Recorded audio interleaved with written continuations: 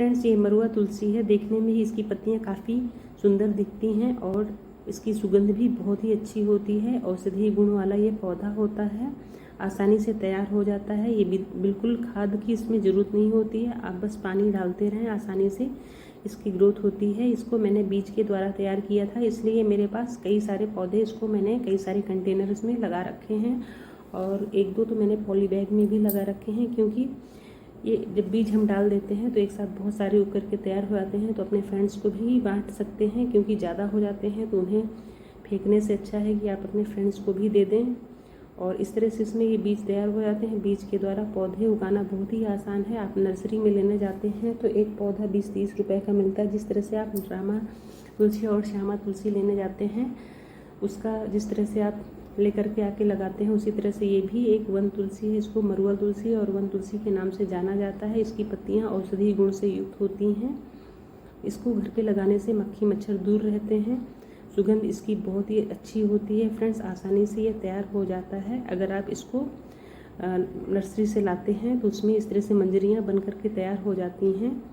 मंजरियों को जब सूख जाती हैं तो तोड़ करके मिट्टी में डाल दें और मिट्टी में कुछ दिनों बाद पौधे उग करके तैयार हो जाते हैं।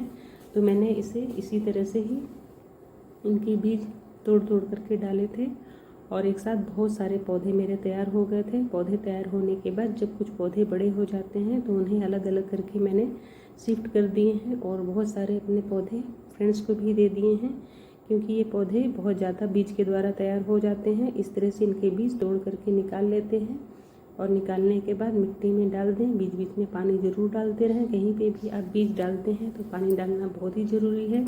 जिस तरह से आप रामा तुलसी और श्यामा तुलसी लगाते हैं, उसी तरह से ये वन तुलसी, मरुआ तुलसी भी घर में लगाई जाती है। घर के लिए बहुत अच्छी होती है, क्योंकि इससे मच्छर मक्खी दूर भागते हैं और साथ ही साथ ये औषधीय गुणों से भरपूर होता है ये पौधा। इसकी पत्तियों को अगर आप उबाल करके पीते हैं तो बुखार दूर हो जाता है, और अगर कोई चोट वगैरह घाव वगैरह हो जाए तो उसमें भी इसका पत्ती को कुचल करके लेप करने से बहुत ही जल्दी घाव को ये ठीक कर देता है। तो फ्रेंड्स इस तरह से मैं पौधों के बीज तोड़ करके मिट्टी में डाल देती हूँ, तो मेरे पौधे तैयार होते रहते हैं।